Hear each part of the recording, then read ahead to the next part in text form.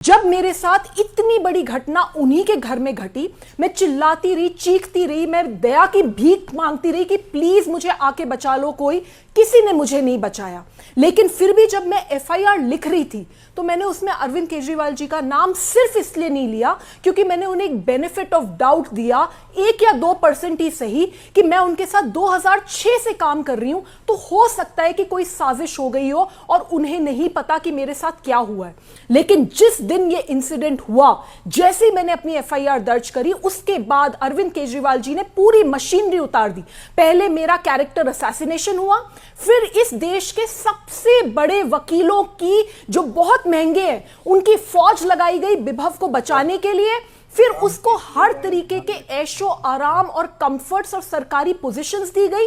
And विभव कुमार वही आदमी है जिसके लिए सुप्रीम कोर्ट ने कहा ये गुंडा है, इसको कोई सरकारी पोजीशन नहीं दी जानी चाहिए। उस सुप्रीम कोर्ट की बेल की रिस्ट्रिक्शंस को वायलेट करते हुए उसको इस तरीके का ऐशो आराम दिया गया। और ये भी छोड़ दीजिए, एनडी गुप्ता जी जो हमारे वरिष्ठ एमपी हैं, सबसे सीनियर हमारे एमपी हैं, बुजुर्ग हैं, उनका घर जो सरकारी घर है जो एमपी के तौर पे उन्हें मिला हुआ है, वो घर, उस कोठी को खाली करवाया गया है और उसमें अब विभव इल्लीगली रह रहा है। तो मैं कैसे ना मानूं कि अरविंद केजरीवाल जी ने ही मुझे पिटवाया है, क्योंकि विभव तो एक मामूली गुंडा है। एक मामूली गुंडे को आप इतना क्यों प्रोटेक्ट कर रहे हो और आप उसको इतने बड़े बड़े ऐशो आराम क्यों दे रहे हो? क्योंकि कहीं ना कहीं आप ये डरते हो कि अगर विभव कुमार ने अपना मुंह खोल दिया तो इस देश को वो बता देगा कि अरविंद केजरीवाल जी ने मुझे पिटवाया। दो चीजें, मतलब क्या विभव अरविंद केजरीवाल जी को ब्लैकमेल कर रहे हैं? नंबर 1। नंबर 2, आपकी स्टेटमेंट बहुत स्ट्रांग है। आप कह रहे हैं अरविंद केजरीवाल ने पिटवाया। ये आपने जो कहा अभी, you blaming directly Arvind Kejriwal, ex CM, number 1। Number 2, क्या विभव ब्लैकमेल कर रहे हैं अरविंद केजरीवाल? आप ये कह रहे हैं? मैं ये कह रही हूं कि अरविंद केजरीवाल जी बहुत डरे हुए हैं। पूरे देश ने देखा कि जैसे ही स्वाति मालीवाल का नाम लिया गया, अरविंद केजरीवाल जी कांपने लगे, वो माइक इधर उधर करने लगे। अभी तक उन्होंने सबके सामने आकर मेरे ऊपर कोई बात नहीं करी है।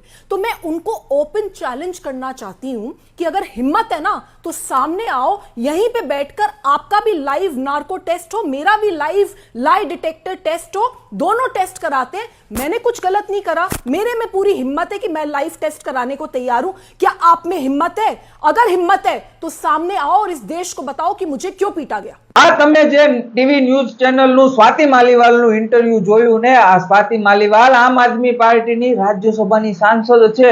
હવે તમે વિચાર કરો કે અરવિંદ કેજરીવાલ કેટલી હલકી પ્રકારનો માણસ હશે કે તેની જ પાર્ટીની સાંસદને અરવિંદ કેજરીવાલે પોતાના જ ઘરે માર ખવડાવ્યો, પોતાના ઘરે, અને એ પણ પોતાના પર્સનલ આસિસ્ટન્ટ પીએ પાસે। આ અરવિંદ કેજરીવાલ આટલેથી તો અટકતો નથી, પણ પોતાની જ આ સાંસદ સ્વાતિ માલીવાલની વિરુદ્ધમાં કોર્ટમાં મોટામાં મોટા વકીલોની ફોજ ઉતારી દીધી। એના ચારિત્ર પર કીચડ ઉચાળી સોશિયલ મીડિયામાં આખે આખી પેડ આઈટી સેલને સ્વાતિ માલીવાલના વિરોધમાં આખે આખું આઈટી સેલ ઉતારી દીધું। એટલે આ મફતિયા આપ્યાઓ કોઈના નથી થયા, અંદરો અંદર એમના નેતાઓની જ આવી ગેમ કરી નાખવામાં આ આમ આદમી પાર્ટીના નેતાઓ માસ્ટર છે। આ વિચાર તમારે કરી લેવાની જરૂર છે। જો આમ આદમી પાર્ટીનો મુખ્ય અરવિંદ કેજરીવાલ આટલો નાલાયક માણસ હોય, આવી હલકી પ્રકારનો માણસ હોય, તો વિચાર કરો કે એના ફોલ્ડરિયાઓ, આ કેજરીવાલના ચેલાઓ કેટલા હલકા, કેટલા નાલાયક હશે। આ અરવિંદ કેજરીવાલે પાડેલા ગુજરાતના ટોમીડાઓ, એવા મફતિયા આપ્યાઓ નેતા તો એના ગુરુ અરવિંદ કેજરીવાલ કરતા પણ સવાયા છે, એક ડગલું આગળ છે। આ મફતિયા આપ્યાઓ બધા એક જ વાડીના મૂળા છે, એટલે એના લક્ષણો પણ સરખા જ હોવાના એ વાત પણ સ્વાભાવિક વાત છે। આ આમ આદમી પાર્ટી ગાળુબાજ, ખંડણીખોરો, છેડતીબાજો, લુખ્ખાઓ, આવારા તત્વોની જ આમ આદમી પાર્ટીમાં ભરતી કરે છે, કારણ કે કોઈ સારો માણસ ઝાડુ પકડે એમ નથી। સમજાણું તમને?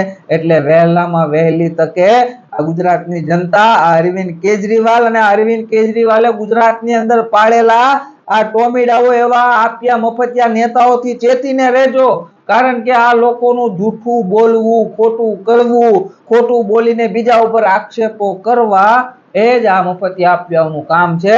આમ આદમી પાર્ટી એટલે જૂઠની એક મોટી કંપની છે.